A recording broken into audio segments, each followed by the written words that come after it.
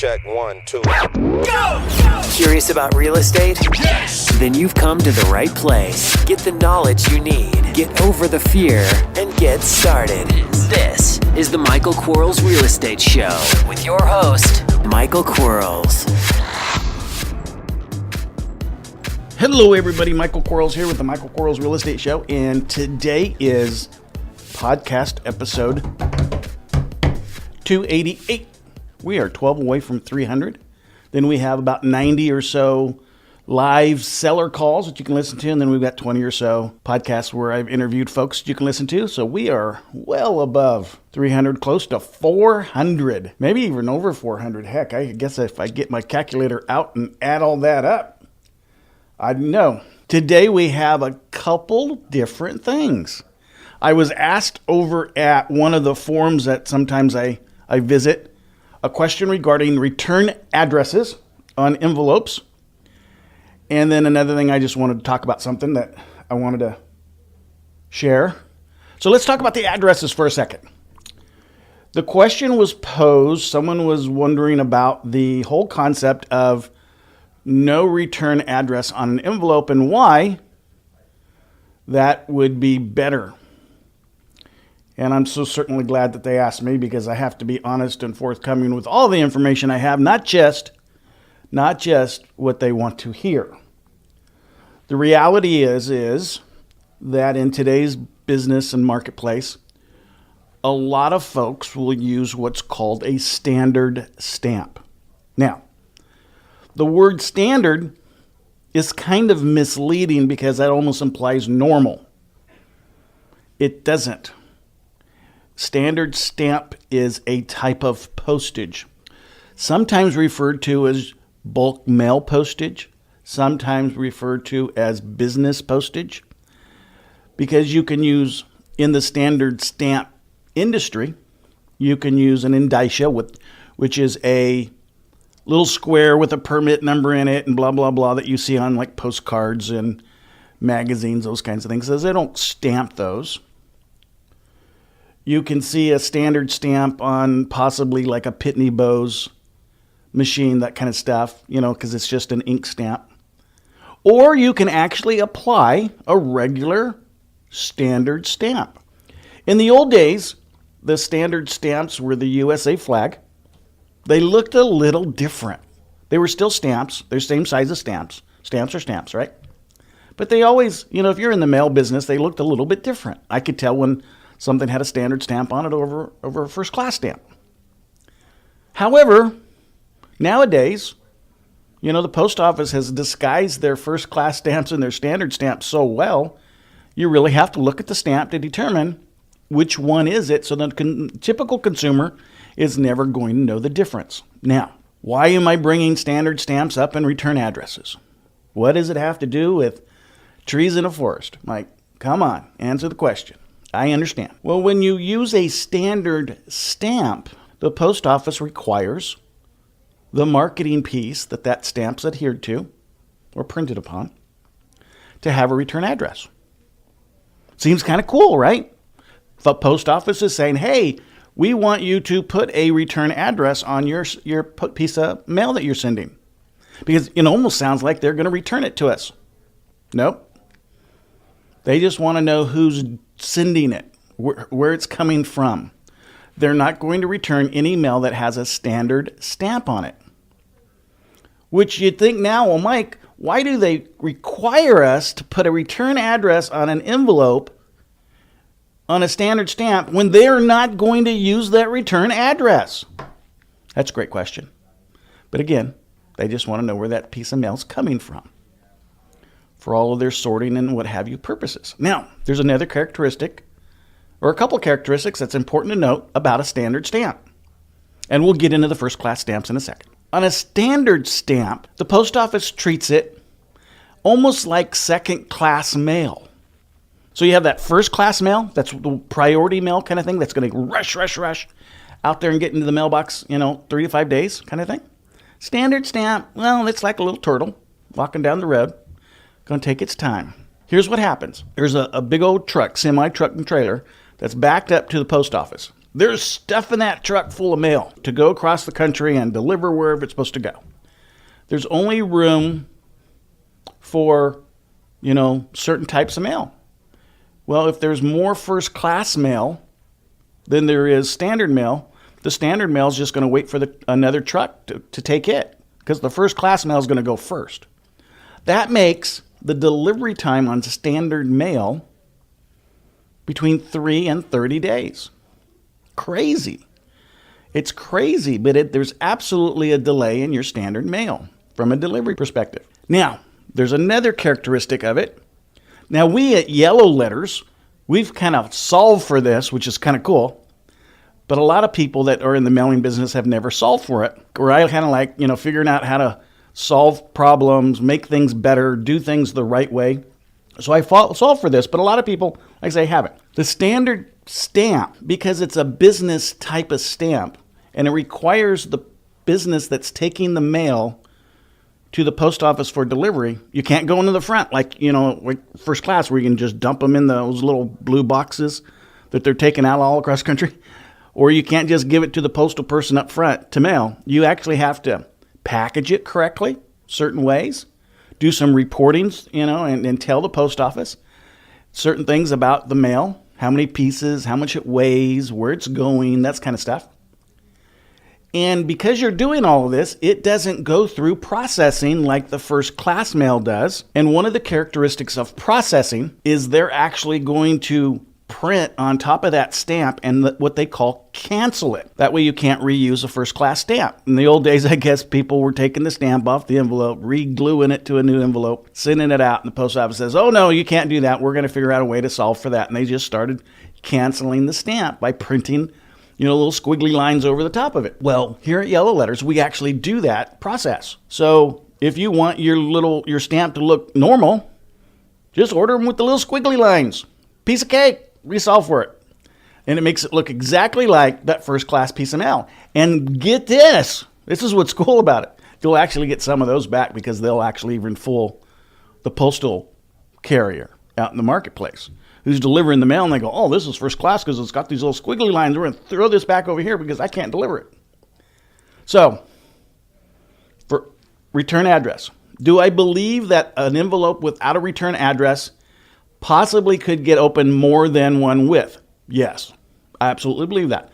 Which is why we leave off the person's name. So when we, as a return address, I don't say Michael Quarles and my 3400 Unicorn Road, Bakersfield, California kind of thing. I just say 3400 Unicorn. I don't want them to know who it's coming from, so they have this little excitement level. Who's this from?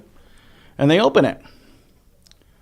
Do I believe? And again, I would say yes. I think that if it doesn't have one, it's better. Now, with that said, first class stamps.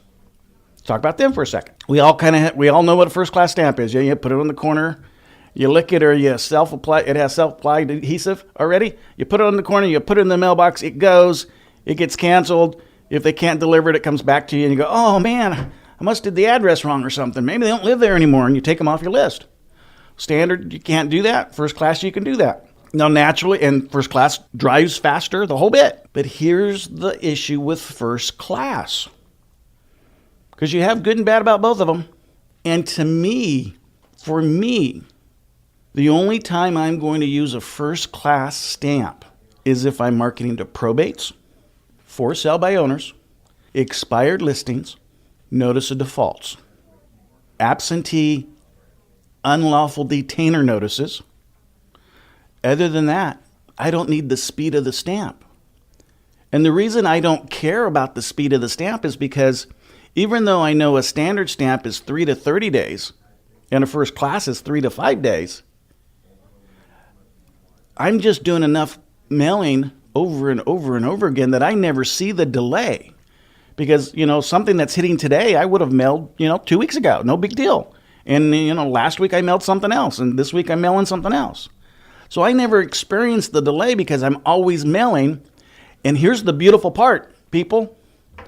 That standard stamp is so much less than the first class stamp that I can now have another mail piece in the mail for every 5 first class mail pieces. And this is a numbers game. We know that if we put a piece of mail in the mail and it gets a percentage of return, and I can put more pieces in the mail for the same amount of money, for the dollar, I'm going to get a higher percentage return with a standard stamp over a first class stamp. So I absolutely want to use a standard stamp for most of my mail. Again, FSBOs, for rent by owners, unlawful detainers, probates, expireds, notice of defaults. I like the first class because I want the speed. I want to get them. I want to get them now. Everybody else, they're just my farm. They're just my equity-based farm. And I'm going to hit them over and over and over with my cluster marketing. And I'm not going to send just yellow letters. I'm going to send a postcard, small postcard. It's going to be orange or pink, depending on the year or time of year. Pink works really good. We're coming up to the pink month, so keep that in mind. Then I'm going to use a yellow letter. And I like my Patriot letter at the very, very moment. Those things are working. They're just bad. I mean, they're just so good. Then I'm going to do a large postcard. It's going to be in orange. And then I'm going to do a hand professional letter typed. And then I'm going to do a greeting card that says hello with my business card inside of it. And I'm going to do a zip contract. I'm going to rinse and repeat. And all but one of them are going to be first class. And the reason the first postcard is first class is because it's such an itty-bitty postcard. The first class postage on a small postcard is cheaper than the standard postage is. So, of course, I'm just doing that one for cost benefit. But now, whether or not, that small, slight, itty-bitty, more people are going to open it because it doesn't have a return address, does not outweigh how many more people are going to open it because you have more envelopes in the mail with standard stamp. So don't shoot yourself in the foot overthinking this stuff. I've been in this game for a long time, started investing as a teenage adult. I own the country's largest marketing company for real estate investors. And I can tell you, and I do a lot of marketing for myself. We buy a lot of houses around here. I can tell you, don't fix it. It isn't broken. Just follow the program. And we cover all this stuff in the coaching program as well. So that's the first part. Told someone I would answer it in today's podcast, so there it is. And now here's the second part.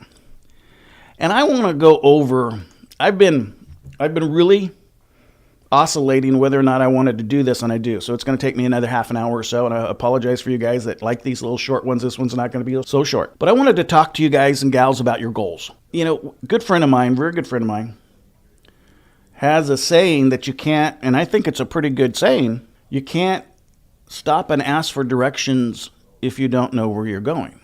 So it's pretty basic to me. I think it's pretty understandable.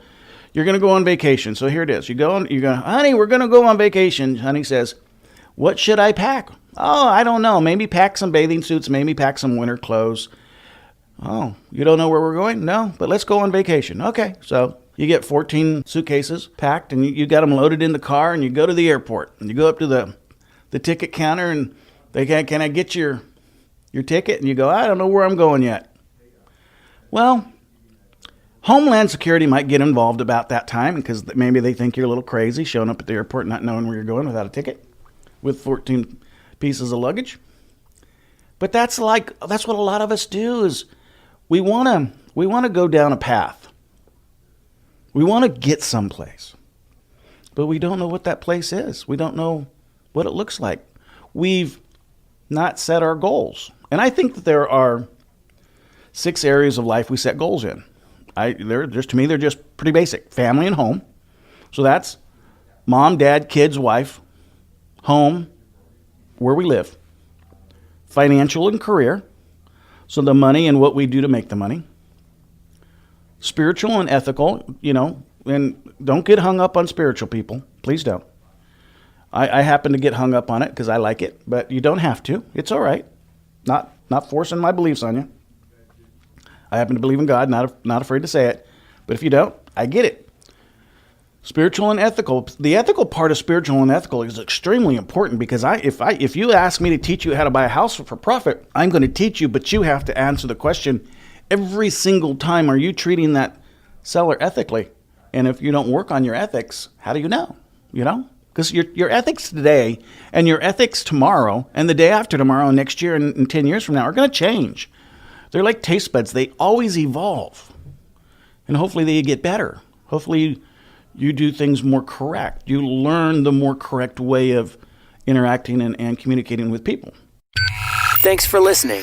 We'll be right back. Are you running out of leads? It's time you tried Yellow Letters at yellowletters.com. Get motivated seller leads through yellow letters, postcards, zip letters, typed professional letters, greeting cards, door hangers, and business cards. Yellow Letters is a full-service marketing company created with your success in mind. Get the personal attention you need to get your direct mail campaign started and get in touch at yellowletters.com.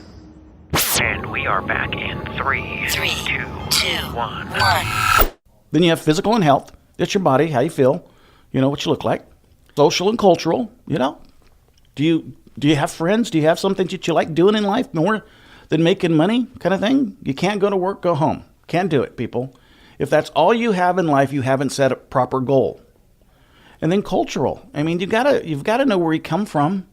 You've got to know why you're here on Earth, why you have red hair and blue eyes. Think about it. You have to understand the people around you so you can communicate with them in a better way. I mean, that's, social and cultural. That just, to me, that seems normal. And mental and educational. Work on yourself. If you're not asking this question of yourself every day, shame on you.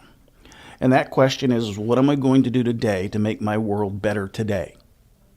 What am I going to do today to do better today? What am I going to do? And then as you do your goals for tomorrow, what are you going to do tomorrow that's going to make tomorrow better than today? And I get it, man. I get it. We're going to fall down. That's why I always call it falling forward, because I don't have my head buried in the sand. I absolutely know we're going to stumble. Stumbling's fine. There are so many things learned with positive stumble. Now, negative stumble is when you fall back. You can't get up. You keep falling back. You never learn. Falling forward is a positive stumble because you've learned. You get up. You're falling forward. You're not going to do that again. You're not going to do it that way again. So think about real strongly, where are you going to go? And I'd invite you, each of you, to write down in those 6 areas what your goals will be. Write them down for 12 months. Write them down for 6 months. Write them down for 3 months. Write them down for a month. Write them down for a week, and write them down for a day. You might, Mike, that's a lot of writing down. I understand. But getting back to the first comment, if you don't know where you're going, you can't stop and ask for direction. Because a lot of us, we want to. We want to really bad. We want to so damn bad that that's all we get. That's the only goal that we have, is wanting to. Well, if someone came to me and I asked them, what do you want to do? I just want to. Want to what? What do you want to do? I just want to. We're so stuck in the want to, but we don't know what that means for us. So write them down. Write it down. Determine what it means for you.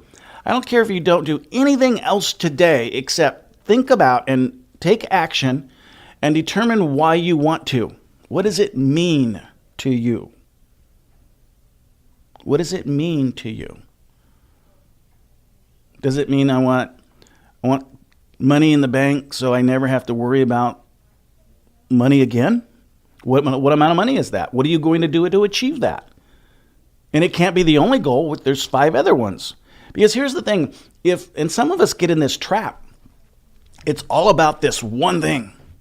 I want to get like 6-pack. Not a 6-pack of beer. Well, that's a goal for some of us. But I want to have a 6-pack ab. Not judging if the 6-pack was beer, by the way. But I want to have a 6-pack ab. That's all I want. I'm so consumed with that one specific goal. I don't have any friends. I don't have any time. I don't have any money. I don't have anything except, boy, I look good naked. And it's not all about the one goal. You have to have the social goal. You have to have the family goal. You have to have the spiritual goal. You have to have the cultural goal. You have to have the business goal. So write them down. Determine what you want. When you set goals, don't set them in a negative. A lot of people do. Like, I want to lose weight. That's a goal, but that's a negative goal. No, don't set them in a negative goal. Because if you tell yourself 6 times as you write these things down, I'm a negative, I'm a negative, I'm a negative. All your goals are negative based. I want to stop smoking, quit drinking, that kind of stuff. Then you're going to look back at it and you're just telling yourself negative shit. Sorry, negative poop. And gosh, yeah, that was a great word. You know, I hate saying it, but that was a great word to use. I transgress. As you set the goals, set them in a positive way. So if you want to lose weight, if that's the goal, going from 200 to 180 was the goal. Rather than saying I want to lose 20 pounds, I want to become 180. You know what that means. Becoming something is beautiful. Becoming something better is great. Having something more is outstanding. So set your negative goals and don't let them contradict each other. Like I want to spend more time with my kids. I want to be the baseball dad. I want to be the soccer dad. I want to be this dad and that other dad and that other dad. But I also want to make $1 million in the real estate industry, buying and flipping houses. And I want to learn how to be a French pastry chef. Well, yeah, that's probably going to take a lot. One of those is going to take all your time. So let's set them so they don't contradict with one another. So if we want to spend time with our kids, maybe we say, I want to spend an extra 5 hours, an hour a day, 1 hour per week more with my children. I want to read them a book. I want to put them to bed. I want to pray with them. And I want to go to the gym an hour a day. And you can do both of those. That's easy. And I want to work on my investment business an hour a day. That's good too. But don't take one goal and gobble up all your time and concentrate on that one goal and have that one goal keep you from all the other ones. Because I don't care how rich you are, if that's all you are, you ain't anything. You have nothing if all you have is money. And money doesn't buy happiness. Trust me. You cannot look at the Benjamin and go, oh, Ben, I'm happy. No, he's going to look back at you with this stale face, not even smile at you. I don't care if you have 2 or 3 or 4 of them or 50 of them or 100 of them or 1,000 of them. It doesn't matter. You have to have more in your life than just one goal. It's not all about the money that you create. So write down your goals. Don't write them in a negative. Think positively about yourself. Write it out in detail. Like, what do you want to do? What's your family goal? My family goal is and that's not mine, I'm just coming up with an example. I want to take my wife to Spain. I've never been to Spain. She's a Spaniard. So I could do 2 goals here, thinking about it out loud. I could learn her culture as a goal, and I could be with my wife on vacation. So I can do a little bit of the cultural goal and a little bit of the family goal. That's kind of cool. But what does that mean to go to Spain? Because if that's all it is, who cares? I want to go to Spain. I might want to go and watch, one of the bullfighting things that they have. It's always crazy to me that people do that. Absolutely not going to run with them. Trust me. Or maybe taste an empanada. Or drink wine from a cellar because they make a lot of their own wine. Or look at some of the castles, the old buildings that just were built hundreds of years ago. To go back to my mom's birthplace, my wife's birthplace. See the smile on her face as she achieved that thing that she's been wanting to do. That would be a great goal, but write it out in detail. What is it going to be like? What's it going to do to you? Maybe you want a car. Maybe you want a Rolls Royce. Maybe you want a Lamborghini. Maybe you want a Honda Civic. Well, go take it for a drive. Go negotiate the sales price. All the way up to buying it. Find out what it's going to feel like. Drive that thing. Hit the floorboard with the pedal. Smell it. Might not like it. Might decide, hey, it's just a word. I didn't realize what the word meant because I never got involved with the word. I just used the word. Well, sometimes when you go and experience, what's defining the word, you don't want to do that anymore. Like you could go get in a Ferrari and have to put your hand on the ground to get out of the car. I mean, the car is gorgeous. But if you're a big guy like me, it's not comfortable. It's like, man, I'd like to have a Ferrari, but it would be useless because I would never drive it. It'd be uncomfortable. Be like Shaquille O'Neal getting a little Honda Civic. I don't know how he did it, but not going to happen. So when you write your goals, go feel them. Go, lay your head on the pillow of the big house in the master bedroom that, you want to buy that mansion. Man, I want a $1 million house overlooking something, or I want a $10 million house overlooking the ocean. Well, there's plenty of them for sale. Realtors, they'll show you a house all day long. Call a realtor up, wherever you want a house at and say, hey, show me some houses. They're going to make an appointment for you to go and go lay down in their bed. They're going to look at you like, what are you doing? I go, well, I just want to envision what it feels like to own this house. Wake up here in the morning as I get up and smell the coffee in the other room, the aroma. Feel it. See what it feels like. If you may not like it. You may want it so bad that now you're willing to do something more than you were willing to do yesterday, because now you know how it's going to make you feel. But if you don't do it, you won't know how it's going to make you feel. So go do it. It's not that hard. Do a storyboard, do a poster board, and put all the things that you want, the 6 areas of your life that you want to achieve, and cut out pictures and take pictures and write down what you want to achieve. And by all means, make sure they're high enough. Don't write a goal like, I just want to get up tomorrow. Like, that's my goal for tomorrow. I want to get up, pop the top on a Coors Light at 9:30, and that's life to me. No. Make them make sense. Make them high enough. Shoot to the moon. If you miss, who cares? If you set your goal to 200 and only hit 100, set your goal to 200 flips a year and you only hit 100, well, you want to do twice as much, but 100 is not bad. 100 will make me happy. So it's okay. Now, if you only get to 1, well, you didn't try hard enough. Who's going to hold you accountable? Who's going to help you achieve? I think in each area of your life that you want to set goals in, you have to ask somebody that you confide in and that you can trust to hold you accountable. Can't be the same person on each one of them. Maybe one person can hold you on a couple of them. Certainly, I don't think it can be a wife or a husband or a boyfriend, girlfriend, or a significant other kind of thing. I want this person to be able to kick your butt if you're not, in fact, doing what you said you were going to try to do, accomplish and take the steps necessary to achieve. I want them to tell you, push you, hey, say, Mike, you're getting up at 9:30. Sun comes up at 6. You said you wanted to make $1 million and you're only at 10,000. You're just lazy. Get out of bed. Stay up later. Stop watching TV. Write your goals down. But you have to have someone to hold you accountable, because I know this. This is what I know about life. You go to the gym by yourself and you work out. Man, if you're normal, if you're not the gym rat freak kind of thing, we're going to work out, and 45 minutes later you're going to be sweaty, smelling, you're going to go. You go with a buddy, you're going to work out a little bit harder than 45 minutes, man. You're going to, macho, you go, kind of stuff. You work out with a trainer. Says, no, you're not tired yet. You don't even know what tired is. Until you're almost ready to vomit, you're not tired enough. If you can talk, you're not going enough. You're not doing it enough.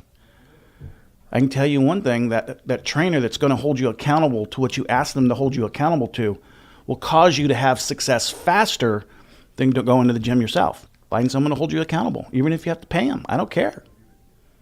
Accountability is important, and we can't typically hold ourselves accountable because we let life get in our own way. We let, oh man, I have a headache. Oh man, I got to get my kids from school. Oh man, whatever the old mans are. Get an accountability coach. Have someone hold you accountable. And when you do, I want you then to ask yourself this very, very important question. After you've proven to yourself that you want what you want, so you've visited the things, you've experienced the things you put on your goals, Who doesn't want you to have them? That's significant in your life. I want to go out and buy a mansion on top of the hill in the hills of Malibu, California. I'm only going to spend $15 million on it. Be able to raise the kids, have my wife there. Man, it'd be beautiful. Well, I better wonder an important question here. Does my wife want to go there? Do my kids want to go there? Do they believe that I can actually achieve that? Are they willing to sacrifice with me for me to achieve that? Is their influence against me sacrificing to achieve that going to weigh me down enough that I won't in fact achieve? You have to ask yourself, the people around you, are they with you? And there's really only three things you can do. So if someone says, I don't think you should do that. I don't think you should buy a Bentley. There's only three things you can do. Not buy the Bentley. Convince them that it's okay to buy the Bentley. Or exchange them for someone who wants you to have a Bentley. That's only the three things you can do. There's nothing you can do. You can't lie. You can't buy a Bentley and not have them know. You can't do that. Trust me. You can't. You park the Bentley in the driveway.